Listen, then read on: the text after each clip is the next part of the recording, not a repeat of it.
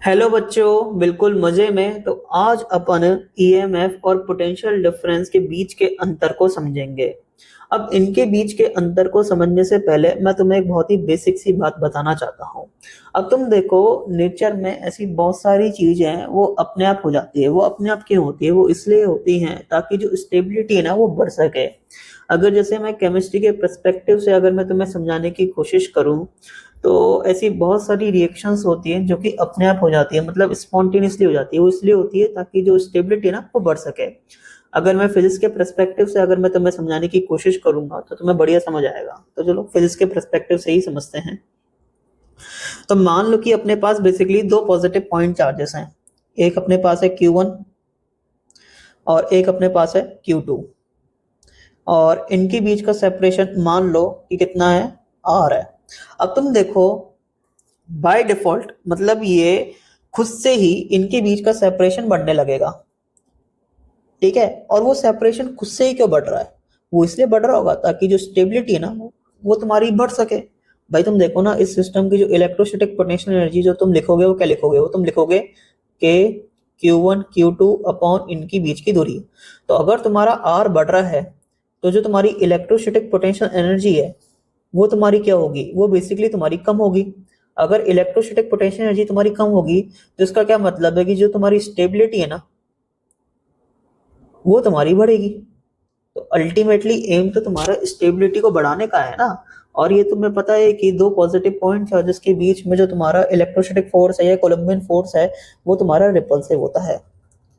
तो इन फोर्सेस के कारण ही इन दोनों पॉजिटिव पॉइंट चार्जेस के बीच में सेपरेशन बढ़ता है ताकि इलेक्ट्रोस्टैटिक पोटेंशियल एनर्जी कम हो सके, ताकि स्टेबिलिटी बढ़ सके। तो ये अपने आप हो रहा है, मैं किसी एक्सटर्नल एजेंट का यूज नहीं ले रहा हूँ इसके लिए। ठीक है, जैसे एक और एग्जांपल मैं तुम्हें बता सकता हूँ कि मान लो कि कोई ऑब्जेक्ट है और इसको मैंने किसी हाइट पर ले जाकर रिलीज कर दिया। तो ये बाय डिफॉल्ट है ना वो तुम्हारा नीचे की ओर आएगा, ऊपर की ओर नहीं जाएगा ये।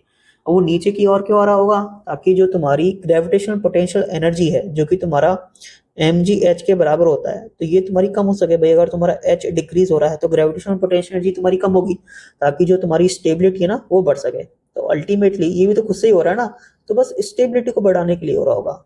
तो इसलिए इस पर नीचे की तरफ mg वाला फोर्स लगता है।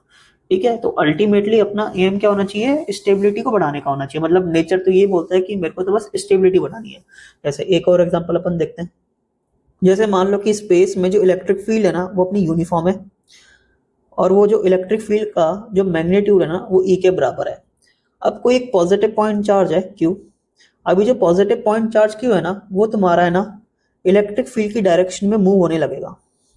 अब वो इलेक्ट्रिक फील्ड की डायरेक्शन में मूव हो रहा है तो वो अपने आप हो रहा है बेसिकली। ठीक है ना, मैं कोई इसको फोर्स नहीं कर रहा हूँ कि वो इलेक्ट्रिक फील्ड की डायरेक्शन में मूव हो।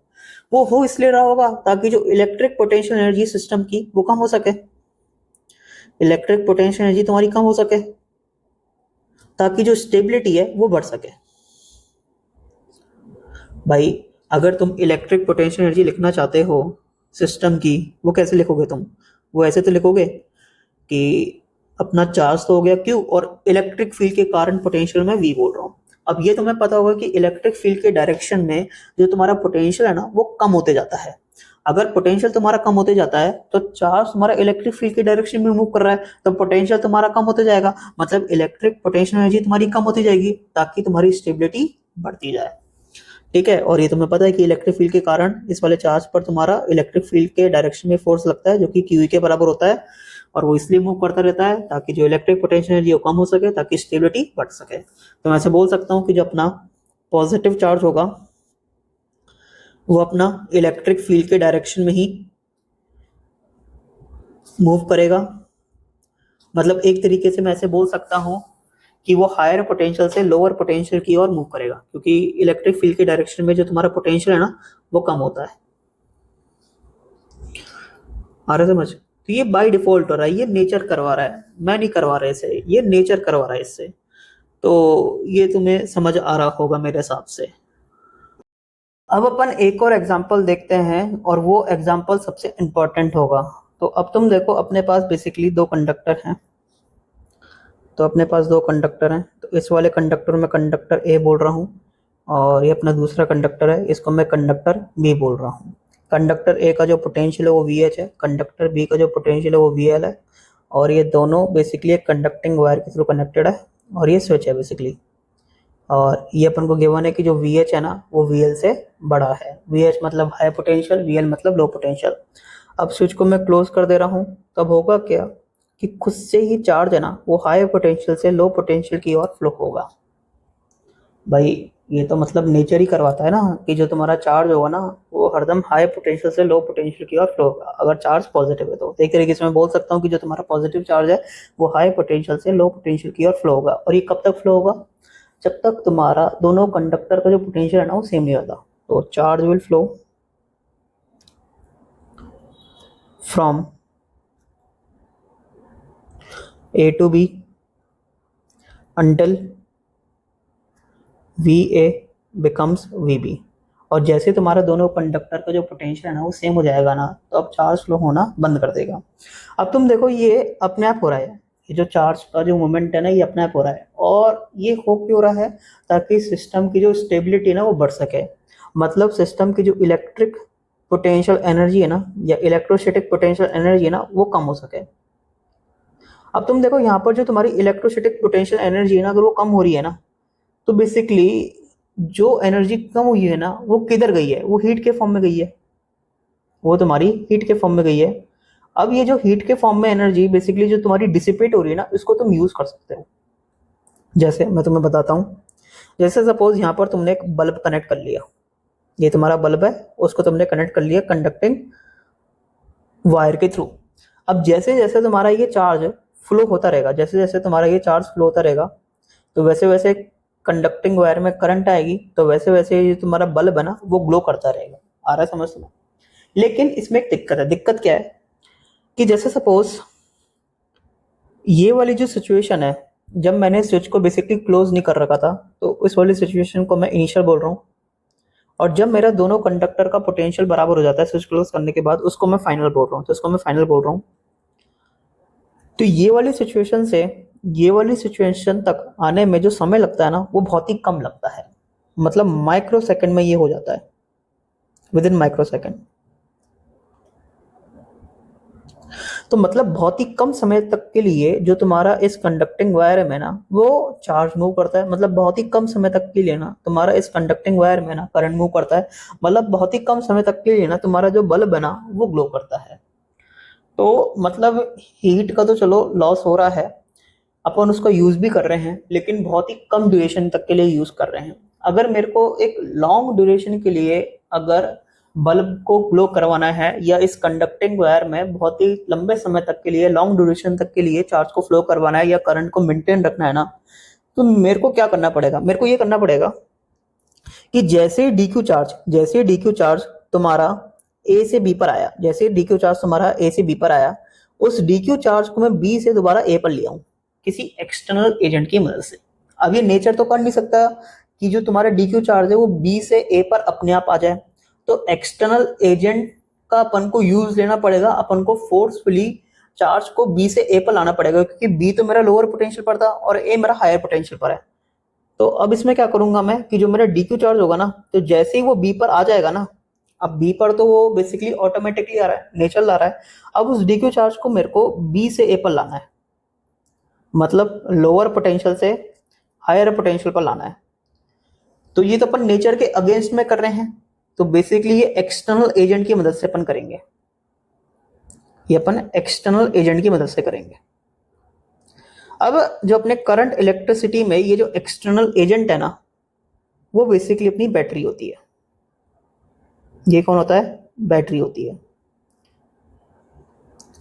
अब बैटरी के अंदर बेसिकली क्या होता है? केमिकल आयंस होते हैं, और ये जो केमिकल आयंस है ना वो इन चार्जेस पर बेसिकली केमिकल फोर्स लगाते हैं, एक तरीके से ऐसे समझ सकते हो तुम। तो ये जो केमिकल फोर्स होंगे ना ये रिस्पॉन्सिबल होंगे चार्ज को लोअर पोटेंशियल से हायर पोटेंशियल पे लाने के लिए।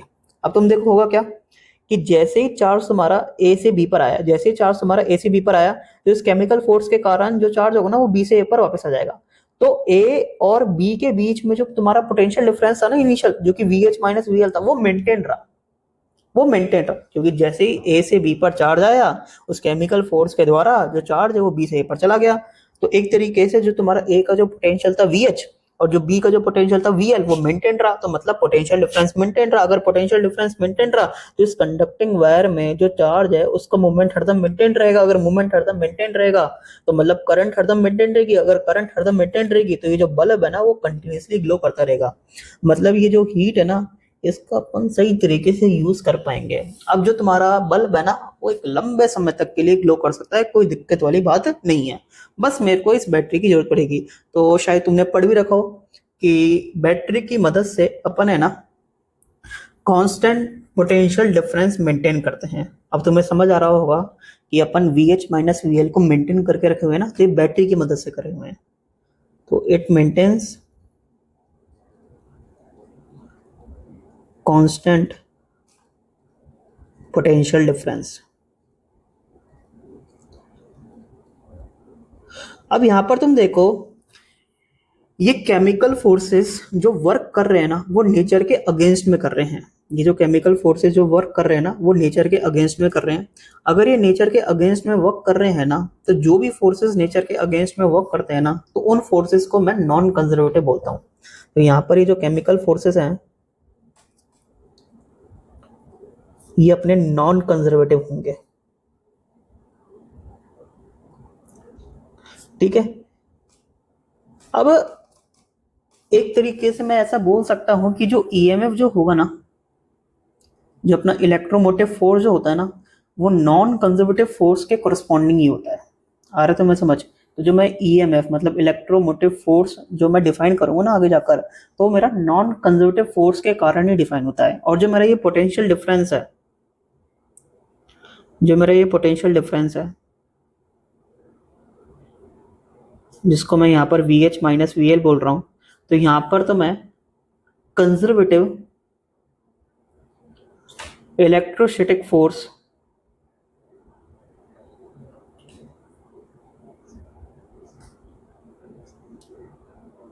के कारण डिफाइन कर रहा हूँ, मतलब कंजर्वेटिव इलेक्ट्रिक फील्ड के कारण डिफाइन कर रहा हूँ मैं। ठीक है।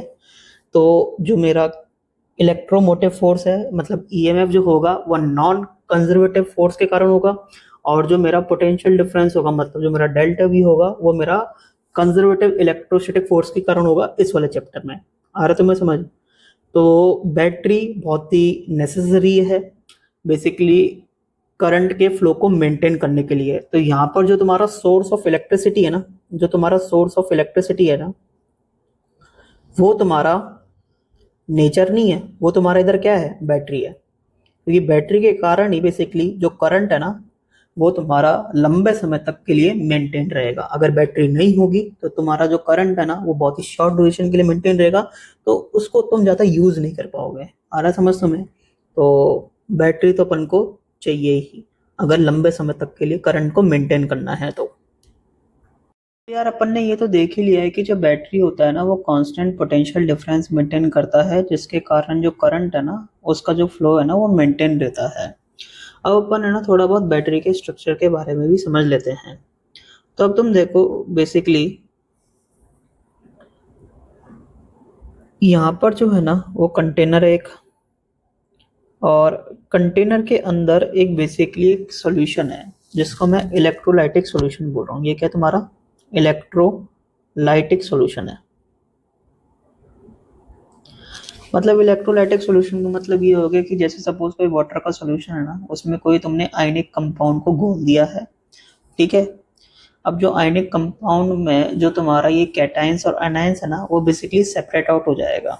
तो मतलब इस इलेक्ट्रोलाइटिक सॉल्यूशन के पास है ना बहुत सारे कैटाइंस और एनाइंस होंगे। कैटाइंस बेसिकली मेरे पॉजिटिव हो जाएंगे और एनाइंस मेरे क्या हो जाएंगे? नेगेटिव हो जाएंगे। ठीक है। तो बहुत सारे कैटाइंस और एनाइंस हैं इस सॉल्यूशन में, ऐसा तुम समझ सकते हो। और अपने पास ये बेसिकली दो मेटेलिक प्लेट्स हैं, इसको मैं प्लेट ए बोल रहा हूँ और इसको मैं प्लेट बी बोल रहा हूँ। दोनों मेटेलिक प्लेट जो होनी चाहिए ना वो डिफरेंट नेचर की होनी चाहिए, दोनों सेम नेचर की नहीं हो सकती। मतलब अगर एक गोल्ड की है ना तो एक कॉपर की होनी चाहिए, एक सिल्वर की है तो एक एल्यूमिनियम की होनी चाहिए। ऐसा नहीं हो सकता कि दोनों गोल्ड हो जाए या दोनों सिल्वर हो जाए।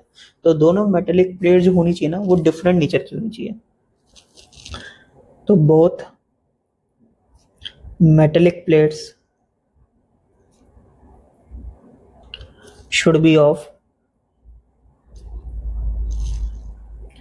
Different material. ठीक है।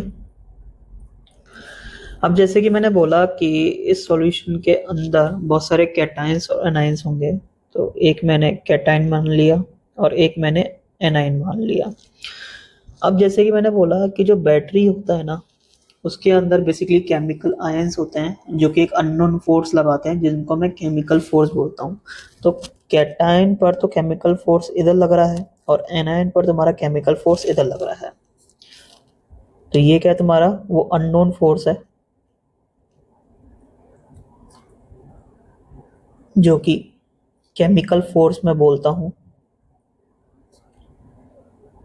जो कि बैटरी में जो केमिकल आयंस है ना वो लगा रहे हैं। अब ये कैसे लगाते हैं वो अपने सिलेबस में नहीं है, उनको अपन को जानने की जरूरत नहीं है। तो बस मान लो कि एक अननोन फोर्स लगता है और वो नेचर में कैसा होता है, नॉन कंजर्वेटिव होता है। ये भी मैंने बता दिया था कि नॉन कंजर्वेटिव क्या होता है, क्योंकि ये नेचर के अगेंस्ट में वर्क डन करता है, मतलब नेचर के अगेंस्ट में ये चार्ज को मूव कर रहा है। तो अब तुम होगा क्या, देखो कि यहाँ पर है ना, यहाँ पर तुम्हारा पॉजिटिव चार्ज का एक्यूमुलेशन हो जाएगा और यहाँ पर तुम्हारे नेगेटिव चार्ज का एक्यूमुलेशन हो जाएगा। ठीक है। तो अब बेसिकली ये स्टैटिक चार्ज हो गया। यहाँ पर ये वाला जो चार्ज है ना, ये स्टैटिक चार्ज है, यहाँ पर भी ये वाला जो चार्ज है ना, वो भी स्टैटिक चार्ज है। तो होगा क्या, एक कंजर्वेटिव इलेक्ट्रिक फील्ड डेवलप हो जाएगी। आ रहा तुम्हें समझ?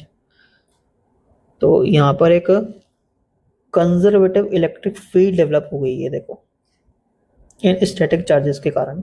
ये अपने पास क्या है, कंजर्वेटिव इलेक्ट्रिक फील्ड है। ठीक है। और इस कंजर्वेटिव इलेक्ट्रिक फील्ड का जो मैं मैग्नीट्यूड है ना, उसको मैं ई बोल रहा हूँ। उसको क्या बोल रहा हूँ मैं, ई बोल रहा हूँ। ठीक है। जैसे यहाँ पर तो बहुत गिचपिच हो गई है, उसको मैं इधर बनाने की कोशिश करता हूँ। जैसे कि मैंने बोला कि यहाँ पर पॉजिटिव चार्ज का एक्यूमुलेशन हो जाएगा, यहाँ पर तुम्हारे नेगेटिव चार्ज का एक्यूमुलेशन हो जाएगा। ठीक है। तो जिस प्लेट पर पॉजिटिव चार्ज का एक्यूमुलेशन हो रहा है ना, उसको तो बेसिकली मैं क्या बोलूंगा, एनोड बोलूंगा। और जिस प्लेट पर नेगेटिव चार्ज का एक्यूमुलेशन हो रहा है ना, उसको क्या बोलूंगा मैं, कैथोड बोलूंगा। ठीक है। और ये मेरी वो कंजर्वेटिव इलेक्ट्रिक फील्ड डेवलप हो गई है, क्योंकि स्टैटिक चार्जेस के कारण हुई है। और इसके मैग्नीट्यूड को क्या बोल रहा हूँ मैं, ई बोल रहा हूँ। ठीक है। अब तुम देखो, जैसे कि मैंने तुम्हें बताया था कि कैटाइन पर जो तुम्हारा अननोन फोर्स है ना, वो इस तरफ लगता है और एनाइन पर तुम्हारा जो अननोन फोर्स है ना, वो इस तरफ लगता है। तो एक तरीके से मैं मान सकता हूँ कि ये जो अननोन फोर्स है ना, जो कि केमिकल फोर्स है, इसके कारण भी एक स्पेस में एक फील्ड है। ठीक है। जो कि कैसी होगी, नॉन कंजर्वेटिव फील्ड होगी। और वो जो नॉन कंजर्वेटिव फील्ड है ना, वो कैटाइन पर तो है ना फील्ड के डायरेक्शन में फोर्स लगाती है और एनाइन पर है ना फील्ड के अपोजिट डायरेक्शन में फोर्स लगाती है। मतलब मैं ऐसा मान सकता हूँ कि एक नॉन कंजर्वेटिव फील्ड डेवलप हो गई है और वो जो नॉन कंजर्वेटिव फील्ड है ना, वो अपनी इस तरफ है। किस तरफ है वो, इस तरफ है, देखो। और जैसे इलेक्ट्रिक फील्ड फोर्स लगाती है ना चार्जेस पर, वैसे ही वो वाली फील्ड भी लगा रही है। मतलब कैटायन पर तो सेम डायरेक्शन में लगा रही है और एनायन पर है ना अपोजिट डायरेक्शन में लगा रही है। और उसके मैग्नीट्यूड को मैं क्या बोल रहा हूँ, ई स्टार बोल रहा हूँ। आ रहा समझ? उसके मैग्नीट्यूड को क्या बोल रहा हूँ मैं, ई स्टार। तो बैटरी के अंदर ही बेसिकली एक नॉन कंजर्वेटिव टाइप फील्ड है और उसके मैग्नीट्यूड को बोल रहा हूँ मैं, ई स्टार बोल रहा हूँ। तो पॉजिटिव चार्ज पर जो फोर्स लगाएगा वो तो ई स्टार के डायरेक्शन में होगा और नेगेटिव चार्ज पर जो फोर्स लगाएगा ना, वो ई स्टार के अपोजिट डायरेक्शन में होगा। अब तुम देखो, जैसे सपोज अब तुम उस इलेक्ट्रोलाइटिक सॉल्यूशन में कोई भी एक कैटायन को पकड़ लो, कोई भी मैंने एक कैटायन को पकड़ लिया, तो इस नॉन कंजर्वेटिव फील्ड के कारण जो उस कैटायन पर जो फोर्स लगेगा ना, वो तो तुम्हारा ई स्टार के डायरेक्शन में लगेगा। और उस फोर्स को बेसिकली मैं एफ अननोन बोल रहा हूं। ठीक है। और ये किसके कारण है, ई स्टार के कारण है। और वो कंजर्वेटिव इलेक्ट्रिक फील्ड के कारण जो इस कैटायन पर जो फोर्स लगेगा ना, वो भी तुम्हारा उस कंजर्वेटिव इलेक्ट्रिक फील्ड के डायरेक्शन में लगेगा। जिसको मैं क्या बोल रहा हूँ, एफ इलेक्ट्रिक बोल रहा हूँ। ये किसके कारण है, ई के कारण है, ठीक है। और ये दोनों फोर्सेस क्या होंगे, एक दूसरे को काउंटर बैलेंस करेंगे। भाई जो तुम्हारा एफ अननोन जो होगा ना, वो मैग्नीट्यूड में एफ इलेक्ट्रिक के बराबर होगा। ये ऐसे बोल सकता हूं कि इनका जो वेक्टर समेशन है, F unknown plus F electric का जो वेक्टर समेशन है वो 0 होगा। या फिर मैं ऐसे ही बोल सकता हूँ कि जो मेरा ई vector plus E star vector का जो वेक्टर समेशन होगा ना, वो भी क्या होगा, मेरा 0 होगा। तो एक तरीके से अब इस सॉल्यूशन के अंदर जितनी भी कैटाइंस और एनाइंस है ना, वो मेरे रेस्ट पर है। तो मैं ऐसे बोल सकता हूँ, all cations and anions are at rest. इसका क्या मतलब है कि जितने भी कैटाइंस और एनाइंस ना, अगर वो रेस्ट पर है तो ये कौन सी स्टेट है, बेसिकली इलेक्ट्रोस्टैटिक कंडीशन वाली स्टेट है। और इलेक्ट्रोस्टैटिक कंडीशन वाली स्टेट में तुम्हारा कोई भी करंट नहीं आता है। शायद तुमने ऐसा सुन भी रखा होगा कि जो भी तुम्हारे ओपन सर्किट होते हैं तो उसमें कोई भी करंट फ्लो नहीं करती है, ठीक है। चाहे बैटरी कनेक्टेड हो या ना हो, करंट तुम्हारी फ्लो नहीं करेगी। तो ये ओपन सर्किट टाइप ही तो है एक तरीके से। तुम देखो ये जो है अपना, वो ओपन सर्किट टाइप ही है, तो कोई भी करंट फ्लो नहीं करेगी, ठीक है। और ये जो स्टेट है ना, वो बहुत ही फटाफट आ जाती है, मतलब माइक्रो सेकेंड में आ जाती है वाली स्टेट। ये वाली जो अपनी स्टेट है ना, ये बेसिकली माइक्रो सेकेंड में आ जाती है।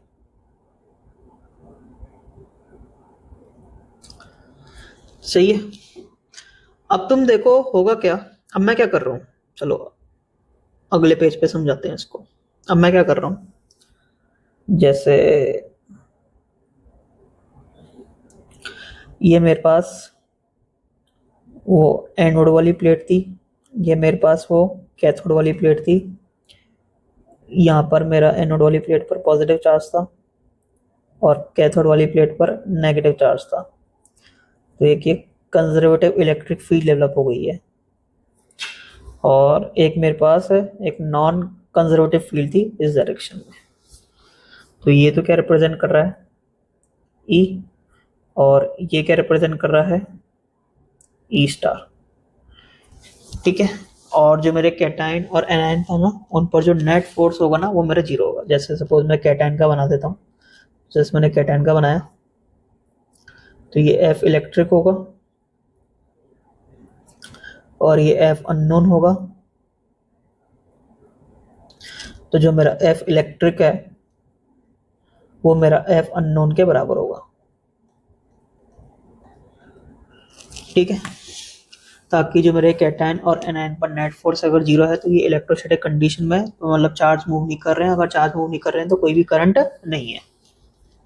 अब मैं क्या कर रहा हूं, मैं इन दोनों प्लेट्स को एक कंडक्टिंग वायर के थ्रू कनेक्ट कर रहा हूं। ये कंडक्टिंग वायर है ये। तब होगा क्या, अब बेसिकली ये होगा कि ये वाला जो पॉजिटिव चार्ज है ना, वो इस कंडक्टिंग वायर के थ्रू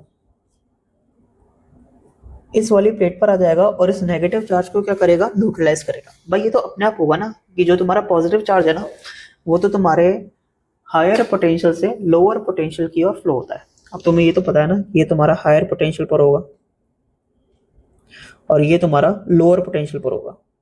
भाई जो पोटेंशियल जो होता है ना, वो अपन कंजर्वेटिव इलेक्ट्रिक फील्ड के कारण डिफाइन करते हैं, नॉन कंजर्वेटिव फील्ड के कारण डिफाइन नहीं करते। तो जो तुम्हारा कंजर्वेटिव फील्ड है ना, वो तुम्हारी इस तरफ है, ठीक है। तो ये तुम्हारा प्लेट हायर पोटेंशियल पर है और ये वाला प्लेट तुम्हारा लोअर पोटेंशियल पर है। तो अगर मैं इसको एक कंडक्टिंग वायर के थ्रू कनेक्ट कर देता हूँ ना, तो जो मेरा पॉजिटिव चार्ज है ना, इस वायर के थ्रू फ्लो होके इस वाली प्लेट पर आ जाएगा और इस नेगेटिव चार्ज को क्या कर देगा, न्यूट्रलाइज कर देगा। तो एक तरीके से मैं ऐसा बोल सकता हूँ कि इस वाली प्लेट पर, किस वाली प्लेट पर, इस वाली प्लेट पर जो तुम्हारा पॉजिटिव चार्ज है ना, उसका जो मैग्नीट्यूड है ना, वो कम हो चुका है। और इस वाली प्लेट पर भी जो तुम्हारा नेगेटिव चार्ज है ना, उसका जो मैग्नीट्यूड है ना, वो कम हो चुका है। अगर इस वाली प्लेट से पॉजिटिव चार्ज कम हो चुका है और इस वाली प्लेट से नेगेटिव चार्ज कम हो चुका है, तो एक तरीके से जो ई का जो मैग्नीट्यूड होगा ना, वो मेरा कम हो जाएगा। तो ये करेगा क्या कि जो मेरा ई का जो मैग्नीट्यूड है ना उसको कम कर देगा, और जैसे मेरा ई का मैग्नीट्यूड कम होगा तो अब क्या होगा, बेसिकली जो मेरा ई स्टार है ना वो मेरे ई से बड़ा हो जाएगा। अगर ई स्टार मेरे ई से बड़ा हो जाएगा ना तो अब होगा क्या कि इस इलेक्ट्रोलाइटिक सॉल्यूशन के अंदर जो मेरे कैटाइंस है ना वो इस तरह मूव करेंगे, और जो एनाइंस है ना वो इस तरह मूव करेंगे। मतलब इस प्लेट पर दोबारा पॉजिटिव चार्ज को बढ़ा देंगे और इस प्लेट पर दोबारा नेगेटिव चार्ज को बढ़ा देंगे। तो अब होगा क्या कि दोबारा फिर ऐसे चार्ज मूव करेगा, ठीक है। तो ऐसे चार्ज मूव कर रहा है, फिर दोबारा ये कैटायन इधर मूव करेगा, एनायन इधर मूव करेगा, तो ये प्रोसेस चलता रहेगा। और अगर ये प्रोसेस चलता रहेगा तो इस कंडक्टिंग वायर में हरदम करंट मेंटेन रहेगी। अगर करंट मेंटेन रहेगी तो उस करंट की मदद से मैं कुछ यूज ले सकता हूँ। जैसे सपोज यहाँ पर मैंने एक बल्ब कनेक्ट कर दिया तो बल्ब ग्लो करने लगेगा। आ रहा है समझ में? तो ये जितनी भी चीज है ना तो वो कम मेंटेन हो रही है, वो इस ई स्टार के कारण मेंटेन हो रही है। और ये ई स्टार कौन प्रोवाइड कर रहा है? बेसिकली बैटरी प्रोवाइड कर रही है। कौन कर रही है? बैटरी प्रोवाइड कर रही है। ये battery is providing this E star.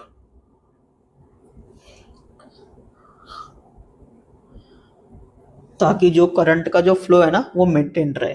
आ रहा है समझ में कि करंट का फ्लो कैसे मेंटेन हो रहा है इधर? ठीक है, अब तुम देखो इधर, अब यहां पर एक ईएमएफ आता है। ईएमएफ जो होता है ना वो बेसिकली होता है इलेक्ट्रो मोटिव फोर्स। अब ये कोई फोर्स नहीं होता, it is not a force, it is not a force.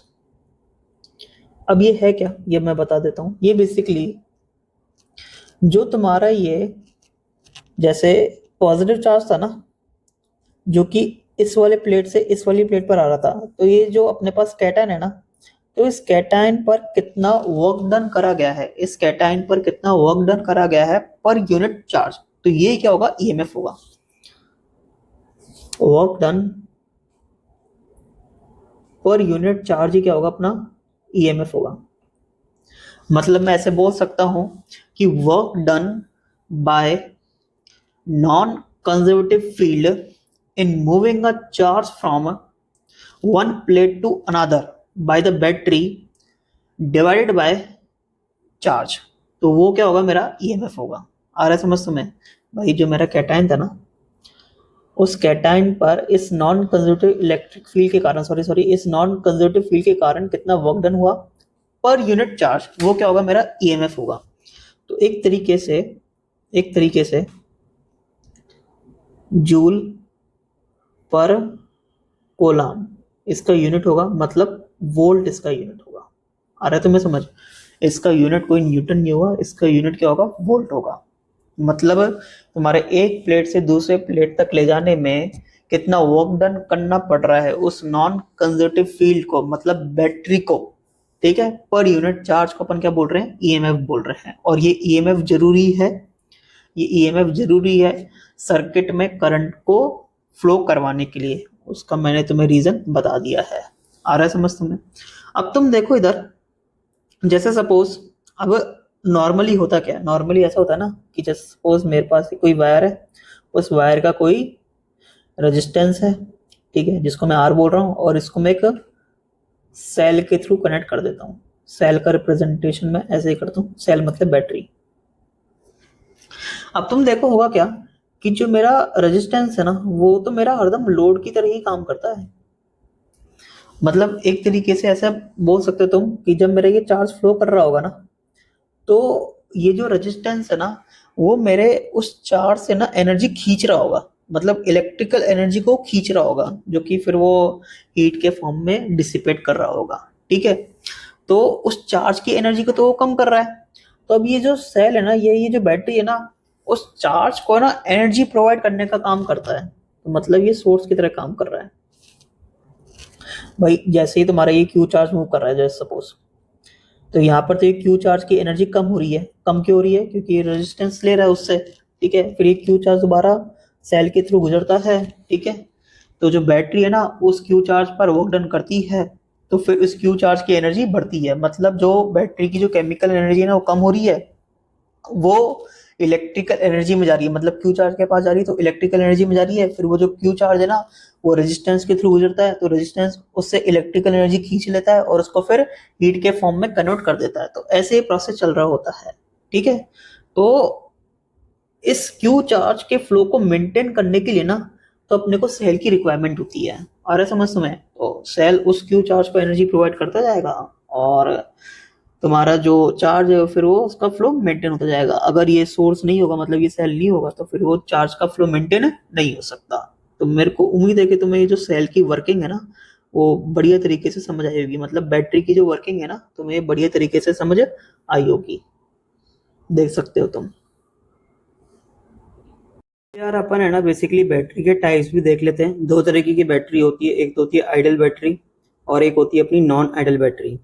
तो आइडल बैटरी में बेसिकली जो बैटरी का जो इंटरनल रेजिस्टेंस अपन लेते हैं ना वो बेसिकली जीरो लेते हैं। अब ये बैटरी का इंटरनल रेजिस्टेंस का क्या मतलब है वो मैं तुम्हें बता देता हूँ। तो आइडल बैटरी में अपन बैटरी का जो इंटरनल रेजिस्टेंस है वो जीरो लेंगे। तो तुम देखो यहाँ पर तुम्हारा जो चार्ज है वो कुछ ऐसे फ्लो कर रहा है, देखो, ठीक है। और सॉल्यूशन में भी तो फ्लो कर रहा है वो, सॉल्यूशन में भी तो बेसिकली कैटायंस और एनायंस है ना, तो सॉल्यूशन में भी वो मूव कर रहे हैं एक तरीके से, वो चार्ज कैरियर है, ठीक है। तो यहाँ पर भी करंट है। अगर यहाँ पर करंट है ना तो बेसिकली यहाँ पर भी सॉल्यूशन के कारण वो करंट है ना वो बेसिकली रेजिस्टेंस फील कर रहा होगा, और उस रेजिस्टेंस को मैं क्या बोलूंगा, बेसिकली बैटरी का इंटरनल रेजिस्टेंस बोलूंगा। आ रहा तुम्हें समझ कि बैटरी का इंटरनल रेजिस्टेंस का क्या मतलब है, कि वो सॉल्यूशन का मतलब रेजिस्टेंस जहाँ सॉल्यूशन में तुम्हारी करंट बेसिकली पास ओवर कर रही है। आ रहा समझ। तब तुम देखो अगर मैं बैटरी का जो ईएमएफ है वो अगर मैं ई ले रहा हूँ, इस वाले पॉइंट के पोटेंशियल को मैं वी ए बोल रहा हूँ, इस वाले पॉइंट के पोटेंशियल को मैं वी बी बोल रहा हूँ, तो मुझे पता है कि जो V B minus V A होना चाहिए वो मेरा ई के बराबर होना चाहिए, ये तो तुम्हें पता होगा। तो इस वाले केस में जो तुम्हारा बैटरी के अक्रॉस जो तुम्हारा पोटेंशियल डिफरेंस है ना वो ईएमएफ के बराबर है। तो आइडियल बैटरी के केस में जो तुम्हारा बैटरी के अक्रॉस जो पोटेंशियल डिफरेंस होगा ना वही तुम्हारा ईएमएफ के बराबर होगा। आ रहा है समझ तुम्हें, ठीक है। अब जैसे नॉन आइडल बैटरी की भी बात कर लेते हैं, तो नॉन आइडल बैटरी में जो तुम बैटरी का जो इंटरनल रेजिस्टेंस लोगे ना वो जीरो नहीं लोगे, ठीक है, वो जीरो नहीं हो सकता। अब बेसिकली दो तरीके के मोड होंगे, एक तो होगा डिस्चार्जिंग मोड और एक होगा चार्जिंग मोड। तो डिस्चार्जिंग मोड में तो बेसिकली जो तुम्हारा बैटरी है ना वो तुम्हारा सोर्स की तरह काम करेगा, और चार्जिंग मोड में तुम्हारा जो बैटरी है ना वो लोड की तरह काम करेगा। मतलब इस वाले केस में जो तुम्हारी केमिकल एनर्जी है ना वो तुम्हारी इलेक्ट्रिकल एनर्जी में कन्वर्ट होगी, और इस वाले केस में जो तुम्हारी इलेक्ट्रिकल एनर्जी है ना वो तुम्हारी केमिकल एनर्जी में कन्वर्ट होगी। आ रहा है समझ, क्योंकि तुम देख सकते हो यार जो तुम्हारा चार्ज है ना वो कुछ ऐसे मूव कर रहा होगा, ठीक है। तो जब चार्ज तुम्हारे इस बैटरी से पास ओवर होगा ना तो वो जो चार्ज है ना वो एनर्जी गेन करेगा, जो बैटरी की जो केमिकल एनर्जी है ना वो इलेक्ट्रिकल एनर्जी में कन्वर्ट हो जाएगी, वो चार्ज गेन कर लेगा, फिर उसको अपन आगे जाके यूज कर सकते हैं, ठीक है। तो यहाँ पर तो सोर्स की तरह काम कर रहा है, मतलब ये एनर्जी देने का काम कर रहा है। और चार्जिंग मोड में क्या होगा, तुम देखो जब तुम्हारा चार्ज जैसे गुजरेगा तो उसकी जो एनर्जी है ना, चार्ज की एनर्जी वो कम हो जाएगी, वो कम होकर किधर जाएगी, बैटरी की केमिकल एनर्जी में जाएगी। तो यहाँ पर वो लोड की तरह काम कर रहा है। अब तुम देखो इधर, जैसे मैं इस वाले पॉइंट का पोटेंशियल वी ए बोल रहा हूँ और इस वाले पॉइंट का पोटेंशियल मैं वी बी बोल रहा हूँ, तो मुझे पता है मैं इक्वेशन ऐसे लिख सकता हूँ, basically V A plus E minus का I R is equal to V B. तो यहाँ पर V B minus V A मेरा ई माइनस आई आर के बराबर आ रहा है।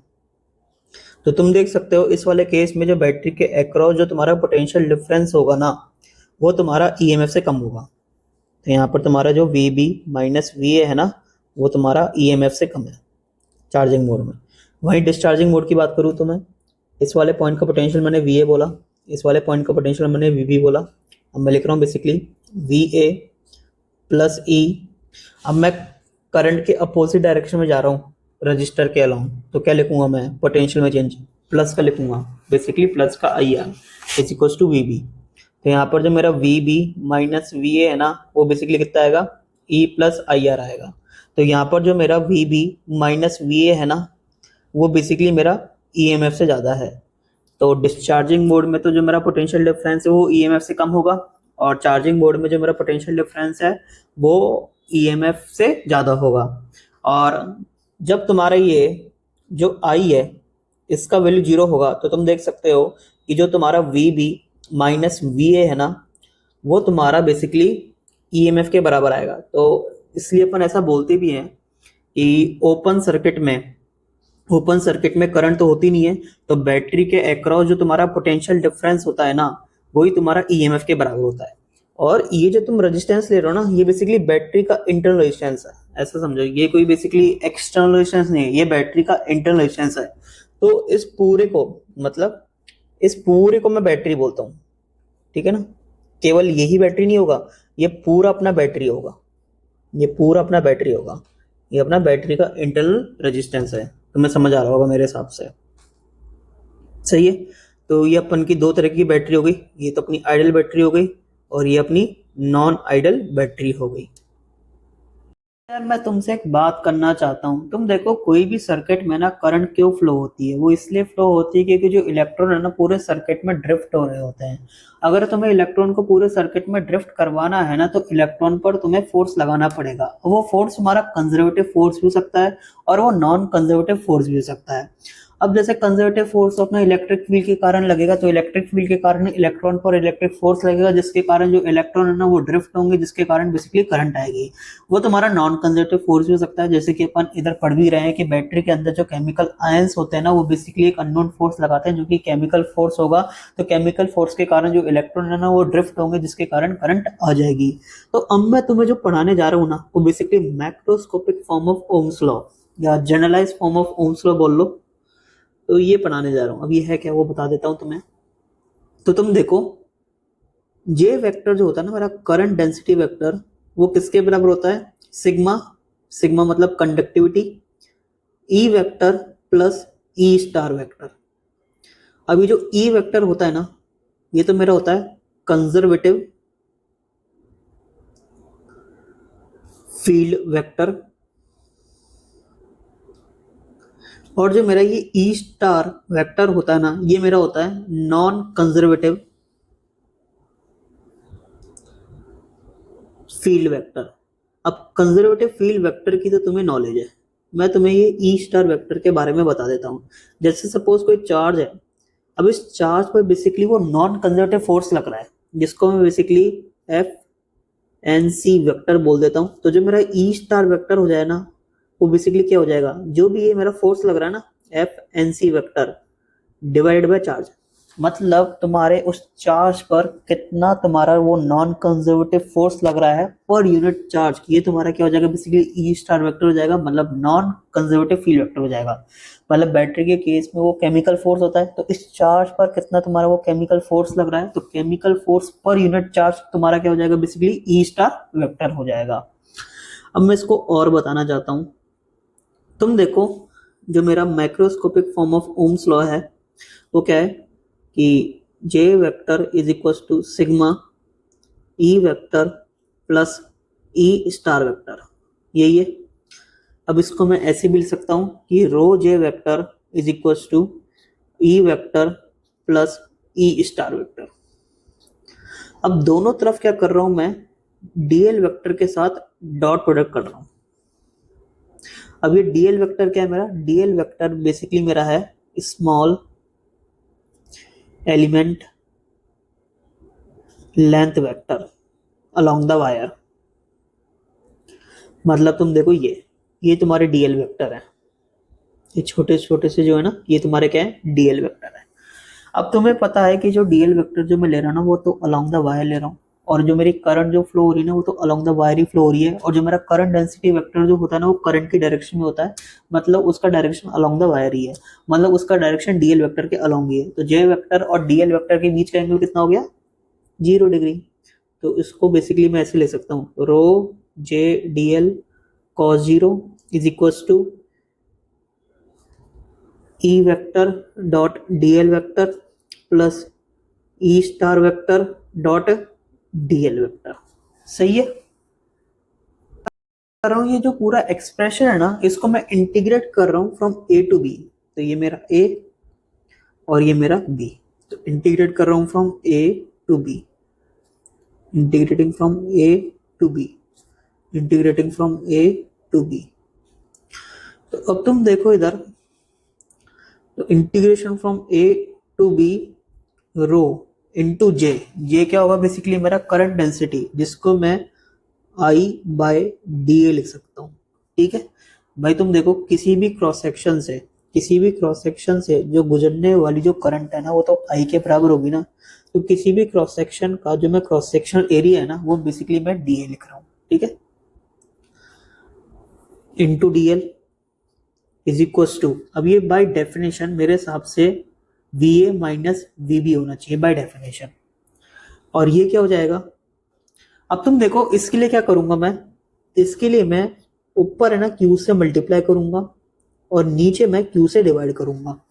अब जो मेरा ये क्यू ई स्टार वेक्टर जो हो जाएगा ना ये बेसिकली मेरा एफ एन सी वेक्टर हो जाएगा। ठीक है, तो ये बेसिकली लिखा हुआ है integration from A to B F N C vector dot D L vector by Q, ये लिखा हुआ है भाई। ये तो मैंने बता दिया था ना तुम्हें कि जो मेरा एफ एन सी वेक्टर जो हो जाएगा वो क्या होगा, बेसिकली मेरा क्यू ई स्टार वेक्टर। सही है, तो मैं ऐसे बोल सकता हूँ, इधर मैंने बोल दिया। अब तुम देखो इधर जो तुम्हारा ये एफ एन सी वेक्टर जो लग रहा होगा ना चार्ज पर, वो तो बस बैटरी के अंदर लग रहा होगा भाई। जो तुम्हारा ये ई स्टार वेक्टर जो है ना वो बेसिकली बस बैटरी के अंदर ही है, और उसका जो डायरेक्शन होगा ना वो कैथोड से एनोड की तरफ होगा। ये कैथोड है और ये एनोड है, ये मैंने तुम्हें पहले बता दिया था। ठीक है, तो ये तुम्हारी ई स्टार वेक्टर का डायरेक्शन होगा। तो एक तरीके से जो मेरा F N C vector dot D L vector का जो इंटीग्रेशन होगा वो बेसिकली क्या रिप्रेजेंट करेगा, वो बेसिकली ये रिप्रेजेंट करेगा कि अपन ने चार्ज को मूव करने में कितना वर्क डन करा है फ्रॉम कैथोड टू एनोड। तो ये जो लिखा हुआ है ना ये बेसिकली लिखा हुआ है वर्क डन अपॉन चार्ज। और वर्क डन अपॉन चार्ज क्या होता है, बेसिकली ईएमएफ होता है बाय डेफिनेशन, मतलब वो ई के बराबर होगा। तो ये जो एक्सप्रेशन है वो क्या लिखा हुआ है, ये लिखा हुआ है integration from A to B, और ये लिखा हुआ है अपना I into rho D L by D A is equal to V A minus V B plus E. यहाँ पर आई तो मेरा एक तरीके से कांस्टेंट ही है ना भाई, किसी भी क्रॉस सेक्शन से गुजरने वाला जो टोटल करंट है ना वो तो मेरे आई के बराबर होगा। तो आई को मैं इंटीग्रेशन के बाहर निकाल लूंगा और अंदर क्या बचेगा, integration from A to B rho D L upon D A is equal to V A minus V B plus E. अब तुम देखो इधर ये बेसिकली क्या रिप्रेजेंट करेगा, ये बेसिकली मेरा इस पूरे वायर का मतलब यहां से लेकर यहां तक वाले वायर तक का टोटल रेजिस्टेंस रिप्रेजेंट करेगा, जो कि मेरा आर के बराबर होगा। तो ये मेरा आई इंटू आर के बराबर है is equal to V A minus V B plus E. तब तुम देखो मैं वी बी की वैल्यू ऐसे ले सकता हूं ना, we A plus E minus का आई आर। सही है, और इसको तुम नॉर्मल वे में भी लिख सकते हो अगर तुम लिखना चाहो तो। तुम देखो इस वाले पॉइंट का पोटेंशियल मैंने वी ए माना, जब मैं यहाँ से यहाँ मूव कर रहा हूँ तो जो मेरा पोटेंशियल में जो इंक्रीमेंट आएगा ना वो प्लस ई का आएगा। फिर मैं करंट की डायरेक्शन में जा रहा हूँ रजिस्टर के अलाउंग, तो मेरा जो पोटेंशियल है वो ड्रॉप करेगा। कितना ड्रॉप करेगा, माइनस का आई आर। अब मैं कहाँ पर पहुंच गया, बी पॉइंट पर पहुंच गया, तो बेसिकली वो वी बी के बराबर हो जाएगा। तो तुम देखो ये वाला जो एक्सप्रेशन है और ये वाला जो एक्सप्रेशन है बिल्कुल सेम ही है। और तुम देखो जो तुम लूप्स वगैरह में लगाते हो ना, जैसे मैं बता देता हूँ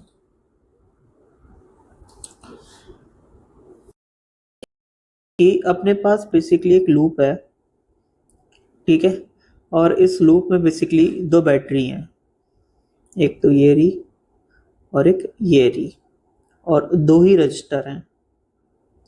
ये वाली बैटरी का ईएमएफ E1, ये वाली बैटरी का ईएमएफ E2, ये वाले रजिस्टर का रेजिस्टेंस R1, ये वाले रजिस्टर का रेजिस्टेंस R2।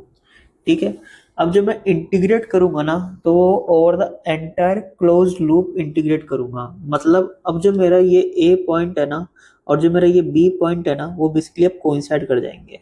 ठीक है, ये ए और बी मेरे अब कोइंसाइड कर जाएंगे। तो ए इधर आ गया और इधर ही बेसिकली मेरा बी आ जाएगा। तो बेसिकली जो मेरा V A minus V B है ना वो जीरो होगा। और तुम देख सकते हो जब मैं यहाँ से यहाँ जाऊंगा तो जो मेरे पोटेंशियल में जो चेंज होगा ना वो बेसिकली माइनस का E1 होगा, जब मैं यहाँ से यहाँ जाऊंगा तो पोटेंशियल में चेंज क्या होगा मेरा, प्लस का E2 होगा। जब मैं यहाँ से यहाँ जाऊंगा तो पोटेंशियल में चेंज क्या होगा, तो करंट का डायरेक्शन में ये मान लेता हूँ, ठीक है, ये मेरे करंट का डायरेक्शन है। तो जब मैं यहाँ से यहाँ जाऊंगा तो पोटेंशियल में चेंज जो मैं लिखूंगा ना वो बेसिकली माइनस का IR1, फिर यहाँ से यहाँ जाने में पोटेंशियल का चेंज कितना होगा, माइनस का IR2। तो दोबारा तुम सेम पॉइंट पर ही आ गए, तो नेट पोटेंशियल का चेंज कितना लिखोगे तुम, 0। तो यहाँ पर तुम देख सकते हो कि तुम्हारा जो E2 माइनस E1 है ना वो बेसिकली आ रहा है IR1 प्लस IR2 के। तो ये बेसिकली क्या है मेरा, ये बेसिकली है समेशन ऑफ EMF। और ये क्या है बेसिकली मेरा, ये है मेरा IR1 प्लस IR2, ऐसे चलते जाएगा ये, ठीक है। अब तुम देखो जो तुम्हारे करंट की डायरेक्शन में, जैसे करंट की डायरेक्शन तुमने ऐसी मानी थी, ठीक है। अब तुम बैटरी के अक्रॉस अगर ऐसे जा रहे हो, मतलब बड़ी वाली लाइन से छोटी वाली लाइन की ओर जा रहे हो, मतलब एनोड से कैथोड की ओर जा रहे हो, तो ईएमएफ तुम नेगेटिव वे में लिखोगे। और अगर तुम छोटी वाली लाइन से बड़ी वाली लाइन की ओर जा रहे हो, मतलब कैथोड से एनोड की ओर जा रहे हो, तो ईएमएफ तुम पॉजिटिव वे में लिखोगे।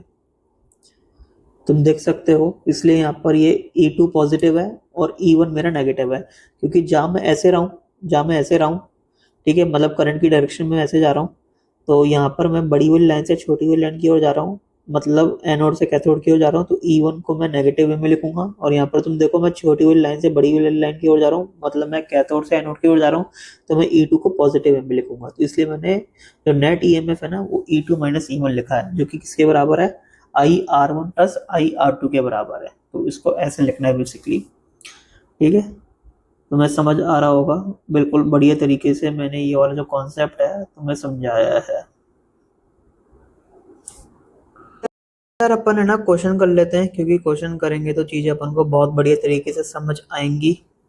और ये जितना भी मैंने पढ़ाया है ना वो इन क्वेश्चनों को करने के लिए पढ़ाया है। क्वेश्चन क्या बोल रहा है, figure shows a cell in which a unit positive charge experience a constant non-electric force of 10 Newton and constant electric force of 8 Newton in direction shown in the figure.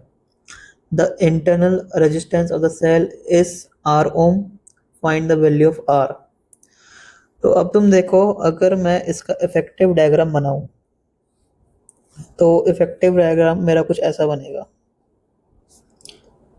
ठीक है। और ये मेरा वो बैटरी का इंटरनल रेजिस्टेंस जिसको मैंने R मान लिया, और इस बैटरी के EMF को मैंने E मान लिया, और इसमें जो करंट फ्लो कर रही है कितनी कर रही है, 1 एम्पियर कर रही है। तुम देख सकते हो ये मेरा नेगेटिव टर्मिनल होगा, ये कैथोड होगा,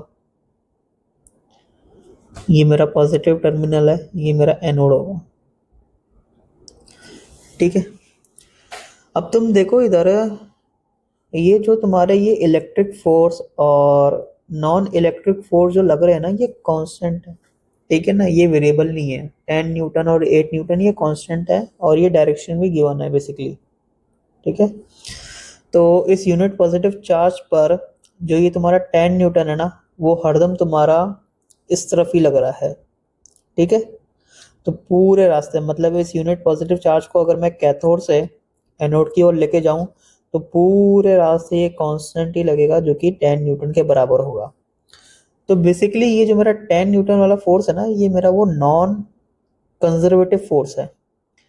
तो इसका जो वर्क डन होगा ना, इसका जो वर्क डन होगा ना बेसिकली चार्ज को कैथोड से एनोड पर लाने के लिए वो कितना हो जाएगा, तो वर्क डन मेरा सिंपली 10 इंटू 0.1 के बराबर हो जाएगा, मतलब 1 जूल के बराबर हो जाएगा, क्योंकि ये जो डिस्टेंस है ना वो 0.1 मीटर दे रखी है।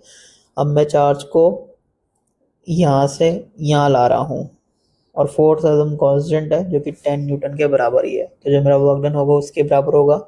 तो जो मेरा EMF आ जाएगा ना बैटरी का EMF, वो सिंपली क्या था, बेसिकली वर्क डन पर यूनिट चार्ज। तो वर्क डन तो मेरा 1 जूल था, और चार्ज मैं 1 कूलम ही ले रहा हूँ।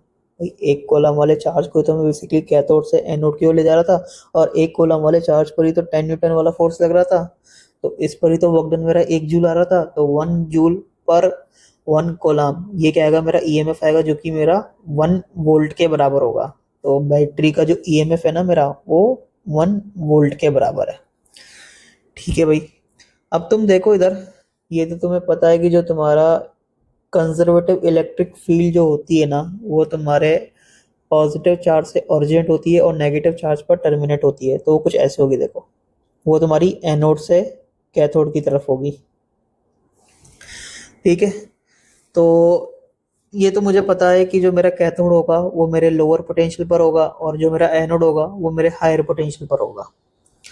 तो बेसिकली तुम देखो इधर, अगर मैं तुमसे पूछूं कि बताओ V anode minus V cathode, ये किसके बराबर होगा? ये सिंपली तुम्हारा वो जो इलेक्ट्रिक फील्ड वेक्टर है ना, इनटू डिस्टेंस के बराबर होगा। ये तो तुम्हें पता ना कि इलेक्ट्रिक फील्ड की डायरेक्शन में तुम्हारा पोटेंशियल कम होता है, तो ये तुम्हारा वो बेसिकली पोटेंशियल डिफरेंस है जो कि E इंटू डी के बराबर होगा। ठीक है, अब मैं क्या कर रहा हूँ, तुम देखो, हाँ तुम देखो इस यूनिट पॉजिटिव चार्ज पर, जो तुम्हारा इलेक्ट्रिक फोर्स लग रहा है ना, वो कितना है? 8 न्यूटन के बराबर है और ये कांस्टेंट है पूरे रास्ते में। भाई पूरे रास्ते में ये तुम्हारा जो 8 न्यूटन वाला फोर्स है ना, ये कांस्टेंट है। तो एक तरीके से ये कांस्टेंट कब हो सकता है? जब इलेक्ट्रिक फील्ड तुम्हारी कांस्टेंट हो। जब भी मैंने ये E इंटू डी लिखा है, तो जो तुम्हारा इलेक्ट्रिक फील्ड जो होगी ना, वो कितनी होगी? तो इलेक्ट्रिक फील्ड सिंपली तुम्हारा जो भी तुम्हारे इस चार्ज पर फोर्स लग रहा होगा ना, पर यूनिट चार्ज, ये तुम्हारा इलेक्ट्रिक फील्ड के बराबर होगा। तो इलेक्ट्रिक फोर्स कितना लग रहा है चार्ज पर? 8 न्यूटन लग रहा है। और कितने चार्ज पर लग रहा है? एक कोलम वाले चार्ज पर लग रहा है। तो 8 न्यूटन पर कोलम, ये क्या होगी? तुम्हारी इलेक्ट्रिक फील्ड हो गई है। तो V anode minus V cathode, ये कितना आएगा तुम्हारा? ये आएगा तुम्हारा 8 इंटू 0.1, कितना आ गया ये? 0.8 वोल्ट आ गया। तो V anode minus V cathode तुम्हारा कितना आ रहा है? 0.8 वोल्ट। तो जैसे सपोज तुमने इसको ए बोला, इसको तुम बी बोल रहे हो, तो ये बैटरी के अक्रॉस ये बेसिकली ए और बी पॉइंट। तो तुम्हारा जो V B minus V A है ना, वो तुम्हारा 0.8 वोल्ट है। आ रहा है तुम्हें समझ? अब तुम्हें जो निकालना है ना, वो क्या निकालना है? बैटरी का इंटरनल रेजिस्टेंस निकालना है। तो इसमें मैं इक्वेशन क्या लिखूंगा? Basically V A plus E minus का आई आर, ये मेरा वी बी के बराबर होगा। तो V B minus V A मेरा ई माइनस आई आर के बराबर होगा। और V B minus V A की वैल्यू मैं निकाल चुका हूँ, जो कि कितना है? 0.8 वोल्ट है। किसके बराबर है ये? ई माइनस आई आर के। ई की वैल्यू कितनी है? 1 वोल्ट है। माइनस आई आर, आई कितना है मेरा? 1 एम्पियर है। और आर की वैल्यू मेरे को निकालनी है। तो आर इज इक्वल टू मेरे हिसाब से आ रहा है 0.2 ओम। तो ये मेरा बैटरी का इंटरनल रेजिस्टेंस है। आ रहा है तुम्हें समझ? बिल्कुल बेसिक से अपन ने करा है। ठीक है, मेरे को लगता है कि तुम्हें समझ आ गया होगा। चलो यार, एक और क्वेश्चन करते हैं। क्वेश्चन क्या बोल रहा है? एक बैटरी है जिसका ईएमएफ 10 वोल्ट है और इंटरनल रेजिस्टेंस कितना है? 2 ओम है। Is connected to an external resistance 8 ohm as shown in the figure. तुम्हें बताना है कि कौन कौन से ऑप्शन सही है। तो ऑप्शन ए क्या बोल रहा है? Work done due to conservative electric field while a unit positive charge passes through the battery from Q to P along the arrow is 8 joule. तो यार तुम देखो, सबसे पहले तो अपन ये निकालेंगे कि इस सर्किट में कितनी करंट फ्लो हो रही है। तो वो मेरे हिसाब से 1 एम्पियर आ जाएगी। अब तुम्हें बोला गया है कि एक यूनिट पॉजिटिव चार्ज है जो कि Q से P पास कर रहा है अलोंग द एरो। तो कंजर्वेटिव इलेक्ट्रिक फील्ड ने कितना वर्क डन करा होगा? तो सबसे पहले मैं जो बात कर रहा हूँ ना, वो ए ऑप्शन की कर रहा हूँ। तो वर्क डन निकालना है अपन को कंजर्वेटिव इलेक्ट्रिक फील्ड के कारण, अगर अपना यूनिट पॉजिटिव चार्ज Q से P पास करेगा तो मेरे हिसाब से ये आना चाहिए अपना you Q minus U P by definition. इसको मैं ऐसे भी लिख सकता हूँ, बेसिकली Q जो भी मेरा चार्ज पास कर रहा होगा into we Q minus V P. अब Q का वैल्यू तो 1 कोलम है। बेसिकली बस मेरे को we Q minus V P अगर पता चल जाए तो ये वर्क डन निकल जाएगा। तो जैसे यहाँ का पोटेंशियल मैंने वी क्यू बोल दिया है, ठीक है, करंट मेरी ऐसे है ही और करंट मेरा 1 एम्पियर के बराबर है। तो जब मैं रजिस्टर के अक्रॉस जाऊंगा और करंट की डायरेक्शन में जा रहा हूँ तो जो मेरा पोटेंशियल है वो कम होगा, कितना कम होगा, बेसिकली आई इंटू आर, मतलब 1 इंटू 2, मतलब 2 वोल्ट। तो यहाँ का पोटेंशियल क्या लिखूंगा मैं, वी क्यू माइनस 2 वोल्ट। अब मैं बैटरी के अक्रॉस जा रहा हूँ, मैं छोटे वाली लाइन से बड़ी वाली लाइन के अक्रॉस जा रहा हूँ मैं, तो पोटेंशियल मेरा बढ़ेगा, कितना बढ़ेगा, 10 वोल्ट बढ़ेगा। तो इस वाले पॉइंट का क्या लिखूंगा मैं, we Q minus 2 volt plus 10 volt. और ये मेरा किसके बराबर होगा, वी पी के बराबर होगा। तो यहाँ से तुम देख सकते हो कि जो मेरा we Q minus V P आया ना, वो कितना आएगा, तो मेरे हिसाब से वो आएगा माइनस का 8 वोल्ट। तो जो अपना वर्क डन आएगा कितना आएगा, 1 कूलम्ब इंटू, और ये कितना है, माइनस का 8 वोल्ट है, तो ये मेरे हिसाब से आएगा माइनस का 8 जूल। तो ये work done by the conservative electric field होगा अगर अपना यूनिट पॉजिटिव चार्ज पास करेगा बैटरी के थ्रू, ठीक है, from Q to P along the arrow, तो ये माइनस का 8 जूल होगा। तो जो अपना ए ऑप्शन है वो तो गलत हो जाएगा। और बी ऑप्शन क्या बोल रहा है, work done due to conservative electric field while a unit positive charge passes with a battery from Q to P along the arrow is minus 8 joule, बिल्कुल माइनस 8 जूल होगा। तो बी ऑप्शन अपना सही होगा। सी ऑप्शन क्या बोल रहा है, work done due to conservative electric field while a unit positive charge passes through a term along the arrow is minus का 8 जूल। ठीक है भाई। तो अब जो तुम्हारा 1 कूलम्ब चार्ज है ना, वो तुम्हारा 8 ओम रजिस्टर के अक्रॉस पास कर रहा है और अलोंग द एरो पास कर रहा है। तो कंजर्वेटिव इलेक्ट्रिक फील्ड ने कितना वर्क डन करा होगा, ये तुम्हें निकालना है। तो अब जब मैं बात कर रहा हूँ ना, वो सी ऑप्शन की कर रहा हूँ मैं, ठीक है। तो अब तुम देखो, जैसे इस वाले पॉइंट को तो बेसिकली मैं पी बोलूंगा ना, अगर ये वाला पॉइंट पी तो ये वाला पॉइंट भी पी होगा, अगर ये वाला पॉइंट क्यू है तो ये वाला पॉइंट भी क्यू होगा। अब मेरा 1 कूलम्ब चार्ज है ना, पी से क्यू पास कर रहा है, एक तरीके से ऐसा समझ सकते हो तुम, पी से क्यू पास कर रहा है। तो वर्क डन कितना होगा मेरा, कंजर्वेटिव इलेक्ट्रिक फील्ड के कारण अलोंग पी टू क्यू, सही है। तो ये मेरे हिसाब से आना चाहिए U P minus you Q.